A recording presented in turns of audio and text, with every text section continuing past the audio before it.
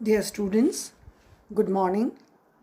I am a previous agriculture economics की class में मैं doctor Sunanda Devpura, associate professor economics, government Meera girls college Udaipur. आज का हमारा टॉपिक है फार्म दक्षता के माप यानी मेजर्स ऑफ फार्म एफिशिएंसी।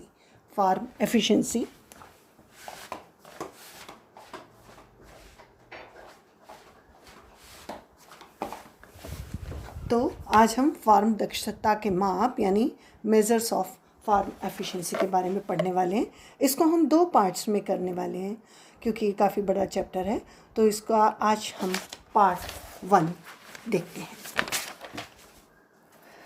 किसी भी व्यवसाय में एक महत्वपूर्ण प्रश्न ये उठता है कि उद्यम में किए गए प्रयत्नों का प्रतिफल किस प्रकार से चुकाया जाता है। फार्म व्यवसाय की दक्षता को मापने के बहुत सारे निर्देशक हैं, परंतु फार्म की दक्षता का माप अलग अलग फार्म के लिए अलग अलग होता है क्योंकि फार्म में पाए जाने वाले संसाधनों की स्थिति में अंतर होता है। फार्म व्यवसाय का उद्देश्य अपने सीमित साधनों को दीर्घकाल तक इस ढंग से प्रयोग करना है ताकि कुल उत्पादित मूल्य, लाभ, व्यवसाय से आय तथा परिचालक अतिरिक्त को बढ़ाया जा सके। फार्म में भूमि, श्रम और पूंजी संसाधनों का प्रयोग किया जाता है। प्रत्येक उद्यमी ये जानना चाहता है कि इन संसाधनों के प्रयोग से विशिष्ट उद्देश्य की पूर्ति किस प्रकार से होती है।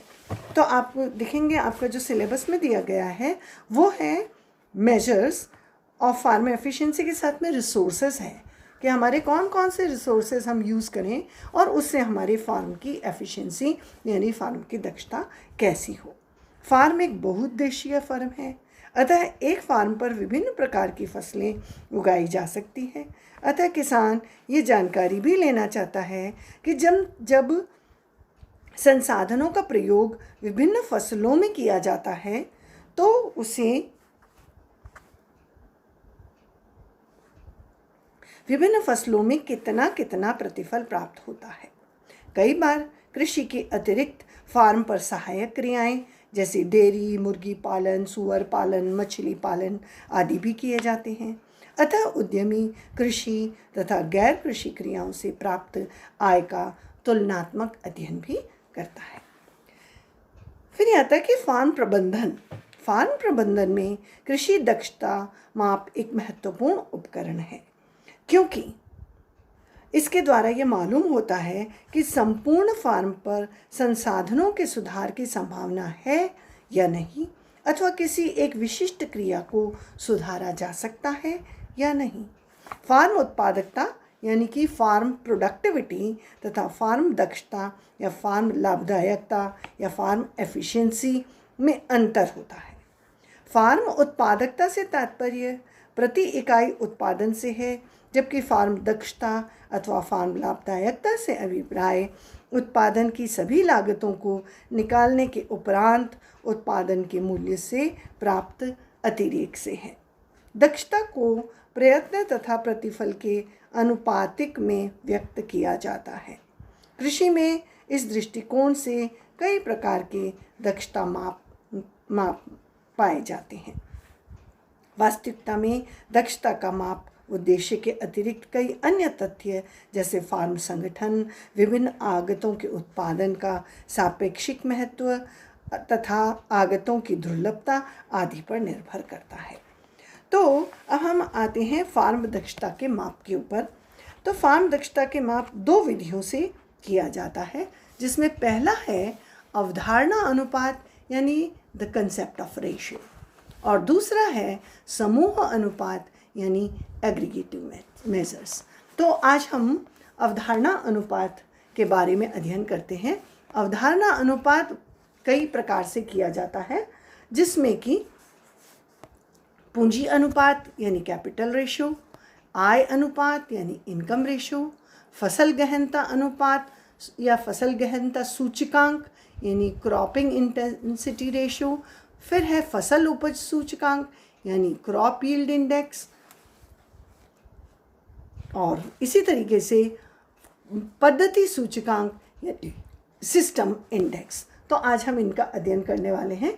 नेक्स्ट लेक्चर में हम ये पद्धति सूचकांक और समूह माप, ये दोनों हम पार्ट 2 में अध्ययन करेंगे। तो पार्ट 1 के अंदर सबसे पहले हम लेते हैं पूंजी अनुपात। पूंजी अनुपात तो फर्म दक्षता जो अवधारणा अनुपात पर आधारित है, that is the efficiency measures based upon the concept of ratio. यानी फार्म प्रबंधन में सामान्यतः फार्म दक्षता माप के लिए कई विधियों का प्रयोग किया जाता है, जिसमें पहला है पूंजी अनुपात। इसको थोड़ा सा आगे बढ़ा के हम देख लें।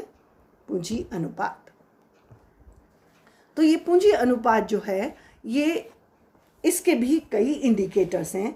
इस विधि का प्रयोग विभिन्न फर्मों की तुलनात्मक वित्तीय सुरक्षा को मापने के लिए किया जाता है। इस विधि का प्रयोग निम्न प्रकार से होता है। जैसे इसमें पहला है शुद्ध पूंजी अनुपात, यानी नेट कैपिटल रेशियो। शुद्ध पूंजी अनुपात कैसे निकाला जाता है? ये है कुल परिसंपत्तियां डिवाइडेड बाय कुल दायित्व, यानी total assets divided by total liabilities. तो ये इसको पूंजी अनुपात निकालने का एक तरीका है, शुद्ध पूंजी अनुपात। अब हम इसको आगे बढ़ाते हैं।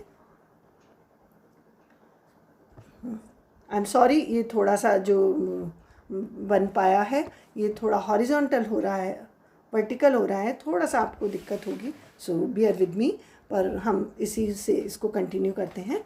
सेकंड है कार्यरत पूंजी अनुपात, यानी वर्किंग कैपिटल रेशियो।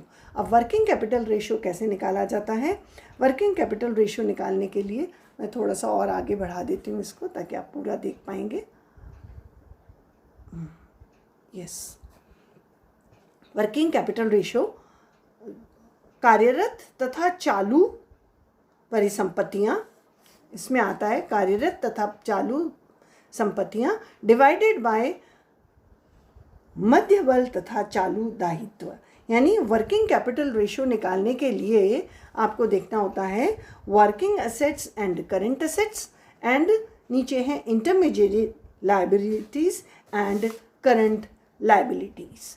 तो मैं, आप चाहें तो अलग से नोट्स पे इसको लिख सकते हैं, working assets and current assets, और उसके बाद में है intermediate liabilities and current liabilities. ऊपर है कार्यरत तथा चालू परिसंपत्तियां, और नीचे है मध्य बल तथा चालू दायित्व। तो ये एक सेकंड इंडिकेटर है कार्यरत पूंजी अनुपात। नेक्स्ट थर्ड पॉइंट आता है चालू अनुपात, यानी करंट रेशियो। चालू अनुपात यानी करंट रेशियो, ये कैसे निकाला जाता है? इसके लिए आता है चालू परिसंपत्तियां डिवाइडेड बाय चालू दायित्व, यानी कि current assets divided by current liabilities. और उसके बाद नेक्स्ट फोर्थ आता है शुद्ध पूंजी अनुपात का प्रयोग। अब हम ये देखें कि कौन सा अनुपात किस समय उपयोग में लाया जाता है।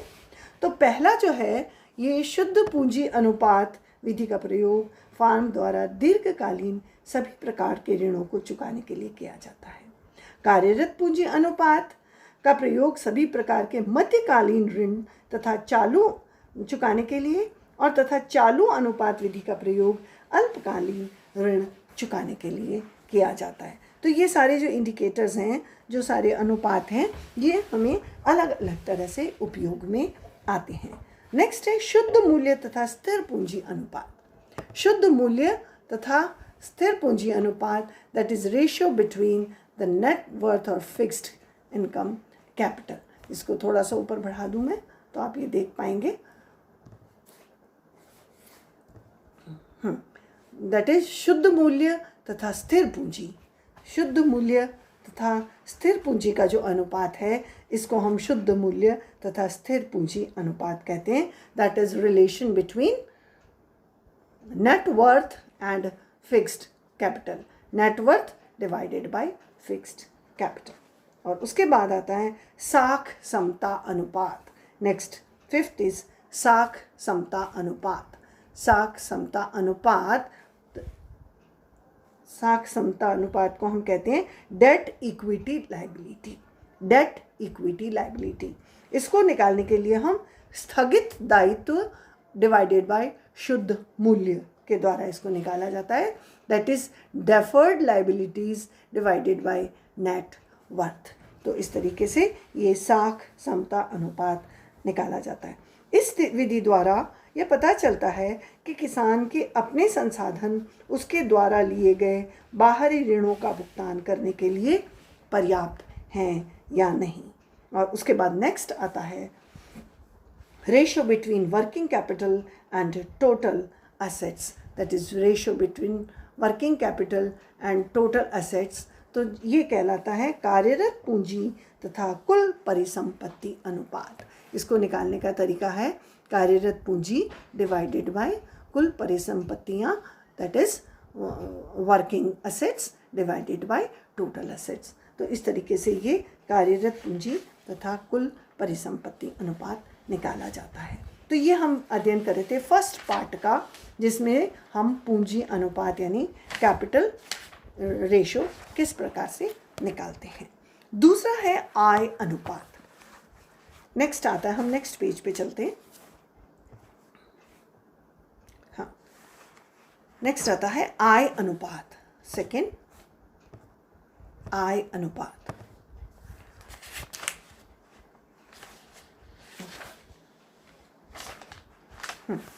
आय अनुपात निकालने के लिए फार्म दक्षता के माप की यह सबसे उत्तम विधि है और यह इस प्रकार है।